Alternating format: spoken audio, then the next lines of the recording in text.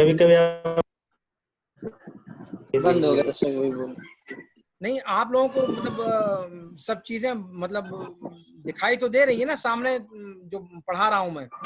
جی سر. جی سر دکھائی دے رہے سر. ہاں تو ٹھیک ہے پھر.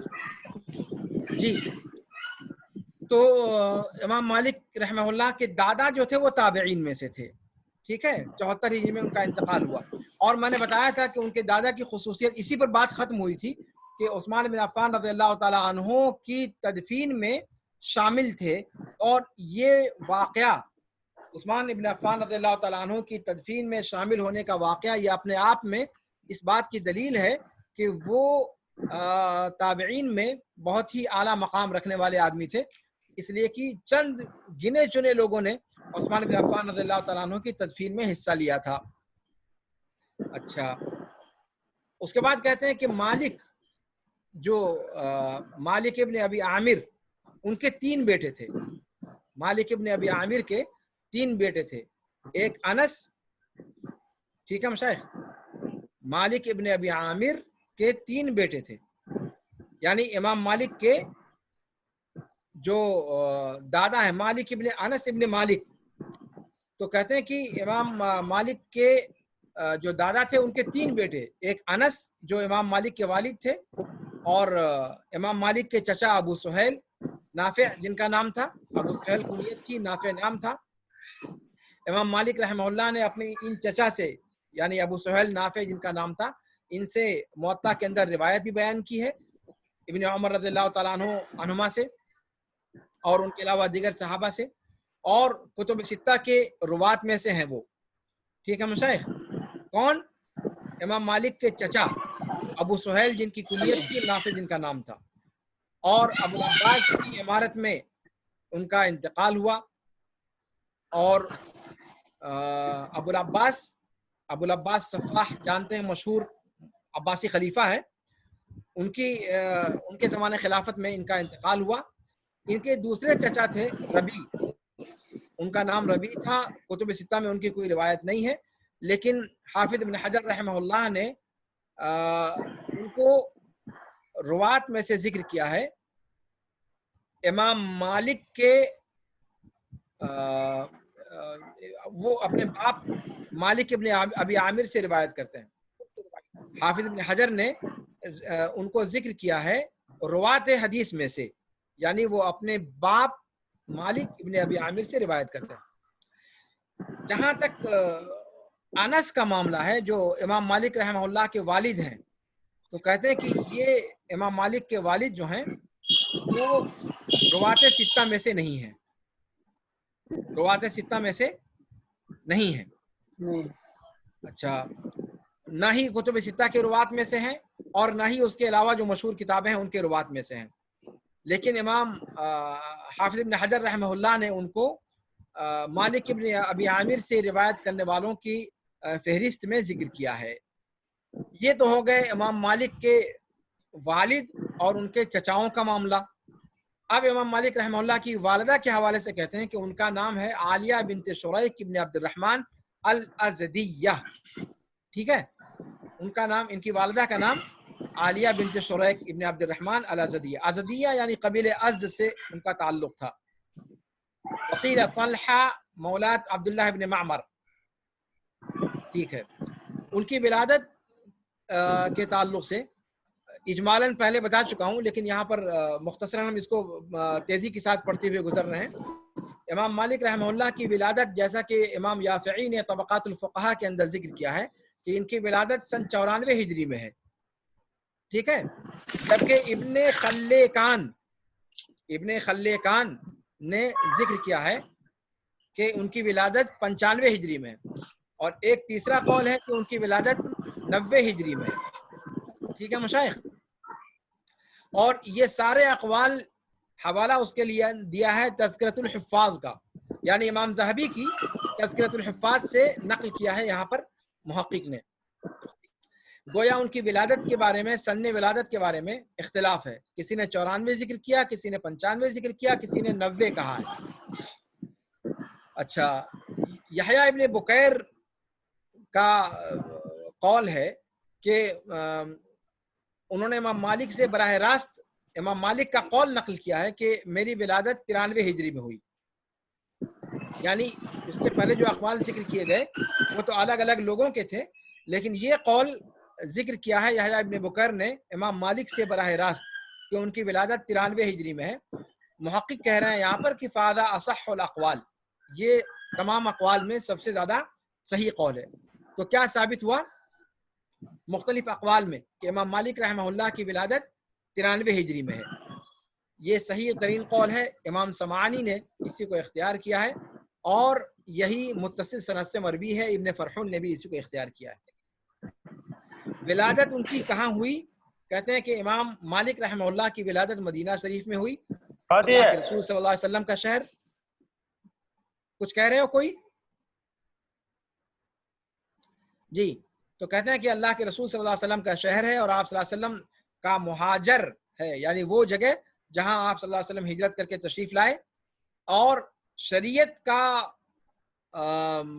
موطن ہے، شریعت کی جگہ ہے جہاں شریعت کا نزول ہوا، اور نور اور ہدایت کا وہاں سے نور کا جو ہے طلوع وہاں سے ہوا، اور اسلامی خلافت کا آغاز یا اسلامی حکومت کا آغاز بھی وہیں سے ہوا، اور وہی سنتوں کا گہوارہ رہا ہے، اور وہی اللہ کے رسول صلی اللہ علیہ وسلم اور صحابہ کرام رضوان اللہ علیہم اجمعین کے سے منقول فتاوی جو ہے اس کی جگہ وہیں پر مدینہ کے اندر رہی ہے. وہیں پر علماء کرام جو اسلام کے ظہور کے بعد جو پہلی نسل کے علماء اور فقہا تھے وہ وہیں پر ان کا جم گھٹا رہا. مدینہ شریف کی فضیلت میں ڈھیر ساری احادیث وارد ہیں اور بہت سارے آثار اس سلسلے میں آئے ہیں، وہ ایک الگ موضوع ہے. جن میں سے کچھ کا یہاں پر ذکر کر رہے ہیں. ابو ہریرہ رضی اللہ تعالیٰ عنہ نے فرمایا، وہ اللہ کے رسول صلی اللہ علیہ وسلم سے روایت کرتے ہوئے کہتے ہیں کہ مدینہ کے تمام گوشوں پر ملائکہ موجود ہیں، تمام داخل ہونے کی جگہوں پر فرشتے موجود ہیں. اور فرشتے موجود ہیں کس لیے؟ یعنی نگہبانی کے لیے. اور لا يدخلها الطاعون ولا الدجال، مدینہ کے اندر مدینہ کی خوبیوں فضیلتوں میں سے یہ ہے کہ وہاں پر پلیگ کی بیماری نہیں داخل ہو سکتی اور نہ ہی دجال وہاں پر داخل ہو سکتا ہے. یہاں پر ایک حال فی الحال کے دنوں کا سوال آپ لوگوں کے ذہن میں آ سکتا ہے کہ جب اللہ کے رسول صلی اللہ علیہ وسلم نے کہا کہ طاعون داخل نہیں ہو سکتا تو کووڈ-19 کیسے داخل ہو گیا؟ یہ سوال آپ لوگوں کے ذہن میں آ سکتا ہے. ٹھیک ہے مشائخ، تو علماء کرام نے اس کا جواب یہ دیا ہے کہ کووڈ-19 یا دوسری متعدی بیماریاں مدینے میں داخل ہو سکتی ہیں، اس کا انکار نہیں کیا جا سکتا، اس لیے کہ حدیث کے اندر اللہ کے رسول صلی اللہ علیہ وسلم نے ایک مخصوص بیماری کے بارے میں کہا ہے کہ وہ داخل نہیں ہوگی. طاعون بھی متعدی بیماریوں میں سے ایک بیماری ہے، لیکن اللہ کے رسول صلی اللہ علیہ وسلم نے ساری متعدد بیماریوں کے بارے میں نہیں کہا کہ وہ مدینے میں نہیں داخل ہو سکتی ہیں، صرف متعدد بیماریوں میں سے طاعون کی صراحت کی ہے. اور طاعون آپ لوگ جانتے ہیں کہ ایک مخصوص بیماری کا نام ہے، تمام متعدد بیماریوں کو طاعون نہیں کہا جاتا ہے. تو اس طریقے سے جو ہے اس حدیث میں اور کووڈ-19 کے داخلے میں کوئی تعارض نہیں ہے. طاعون نہیں داخل ہو سکتا، باقی متعدد بیماریاں داخل ہو سکتی ہیں، اس سے انکار نہیں ہے. حماد اس وقت آ رہا ہے، دیکھیے جب اب جانے کا وقت ہو رہا ہے ہم لوگوں کا. ٹھیک ہے مشائخ، امام مالک ابن انس رضی اللہ تعالیٰ عنہ فرماتے ہیں رحمہ اللہ، فرماتے ہیں کہ المدینہ محفوفۃ بالشہداء، مدینہ شہداء کے ذریعے سے گھیرا گیا ہے. وعلی انقابها ملائکہ یحرسونہا، اور اس کے تمام مداخل پر فرشتے موجود ہیں جو اس کی نگرانی کر رہے ہیں. دجال اس میں نہیں داخل ہو سکتا، نہ ہی طاعون داخل ہو سکتا ہے. یہ اللہ کے رسول صلی اللہ علیہ وسلم کی ہجرت کا گھر ہے اور سنت کا جو ہے گہوارہ ہے. اللہ کے رسول صلی اللہ علیہ وسلم کے بعد امت میں سب سے بہترین لوگ جہاں پر اکٹھا رہے وہ جگہ ہے مدینہ طیبہ. اور اللہ کے رسول صلی اللہ علیہ وسلم نے اپنی زندگی میں بھی اس کو اپنے لیے پسند کیا، اور اپنی وفات کے بعد اپنی قبر کے لیے بھی مدینہ طیبہ کی سرزمین کو اپنے لیے منتخب کیا. اور اسی مدینہ طیبہ کے اندر جنت کی کیاریوں میں سے ایک کیاری ہے، اور وہیں پر اللہ کے رسول صلی اللہ علیہ وسلم کا منبر ہے. یہ سب بتانے کی ضرورت نہیں ہے آپ لوگوں کو کہ یہ مدینہ کے فضائل میں سے ہے. ظاہر سی بات ہے روضۃ من ریاض الجنہ، اللہ کے رسول صلی اللہ علیہ وسلم نے فرمایا تھا کہ میرے گھر اور میری ممبر کے درمیان جنت کی کیاریوں میں سے ایک کیاری ہے جو جگہ ہے. اب وہ جنت کی کیاریوں میں سے ایک کیاری حقیقت میں ہے یا مجازن ہے، وہ ایک الگ مسئلہ ہے، اس کی تفصیل آپ لوگوں نے کلاس کے اندر پڑھی ہوگی، کتابوں کے اندر پڑھی ہوگی.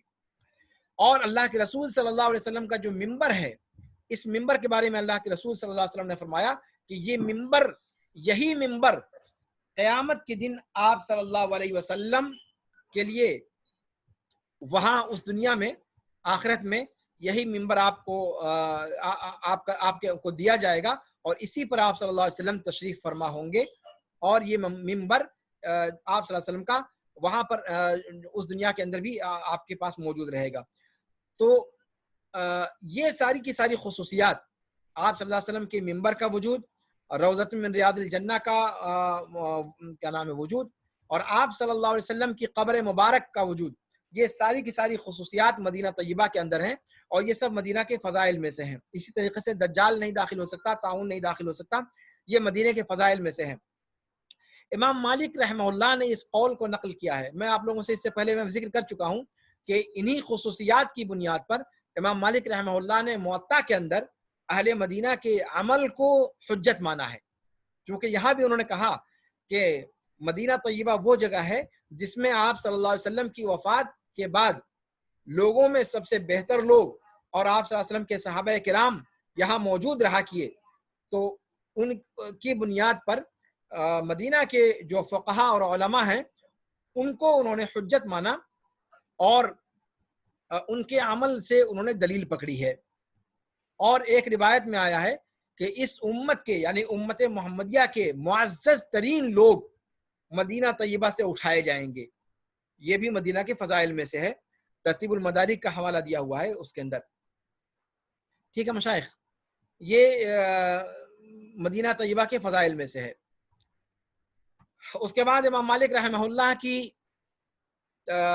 تربیت اور ان کی ابتدائی جو جیسے کہتے ہیں نا کہ جو بڑے لوگ ہوتے ہیں پالنے ہی میں ان کے آثار نظر آنے لگتے ہیں، ان کی مہارت کے، ان کے تفوق کے.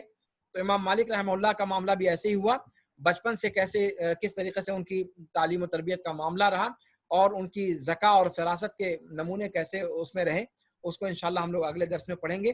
اب اسکرین بتلا رہی ہے کہ صرف ہمارے پاس 5 منٹ بچا ہوا ہے، تو اس 5 منٹ کو میں آپ لوگوں کے لیے جو ہے چھوڑ دیتا ہوں تاکہ آپ اس کے اندر سوالات کریں.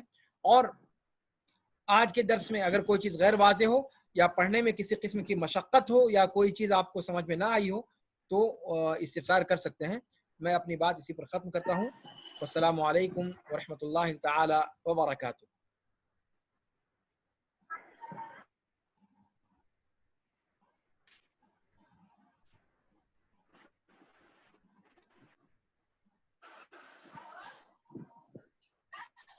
جی مشائخ.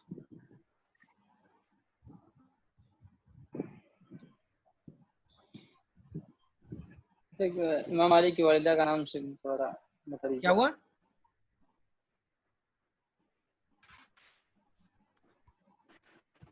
کیا کہہ رہے ہیں؟ اسے کہ امام مالک کی والدہ کا نام بتا دیجیے تھوڑا سا. امام مالک کی والدہ کا نام سے. والدہ کا نام؟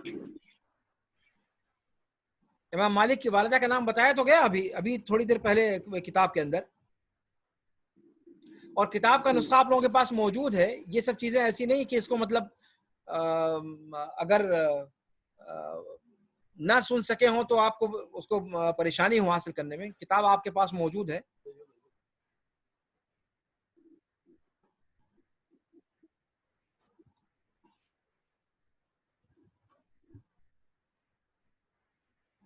ہاں مشائخ، اور کوئی مسئلہ؟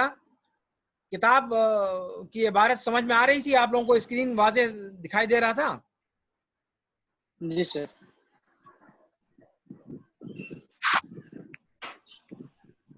اور کوئی چیز جو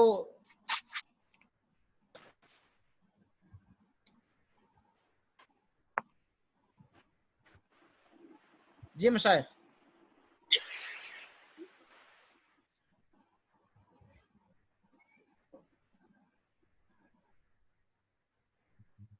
اور کوئی سوال؟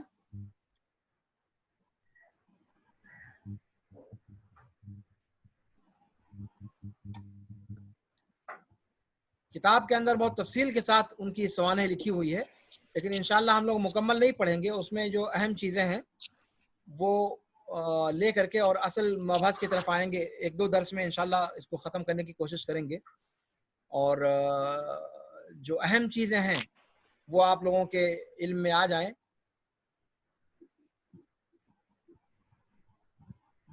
جی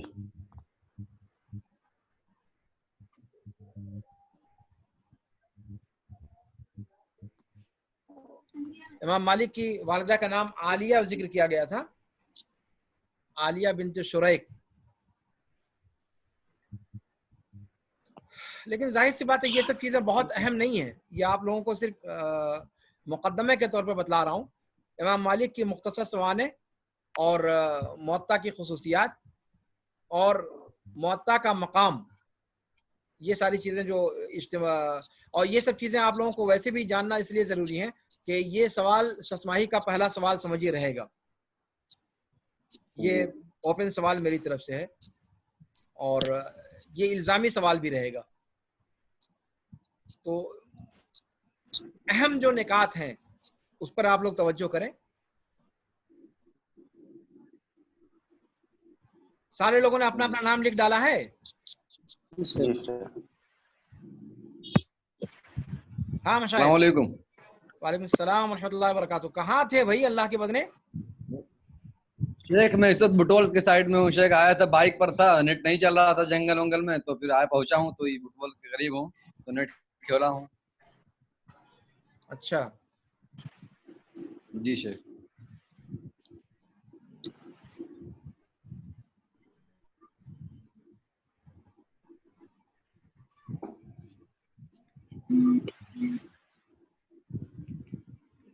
ہاں مشائخ، اور کوئی چیز؟ نہیں سر، کچھ ایسی چیز نہیں ہے جو پوچھی جائے. ہاں سب واضح ہے آج کے درس میں. آج کا درس میں سب واضح ہے، واضح ہے. اس لیے کہ جب کتاب سے پڑھایا جاتا ہے تو آپ لوگوں کو سب سمجھ میں آ جاتا ہے. جی سر الحمد للہ. سامنے بھی رہتا ہے، دکھتا بھی ہے ہر چیز. ماشاء اللہ تبارک اللہ. چلیں ٹھیک ہے، اچھی بات ہے. تو اب 1 منٹ کا وقت بتا رہا ہے کہ بچا ہوا ہے.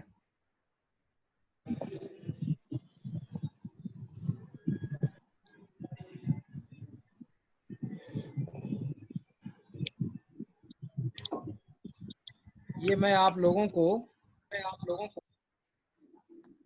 جی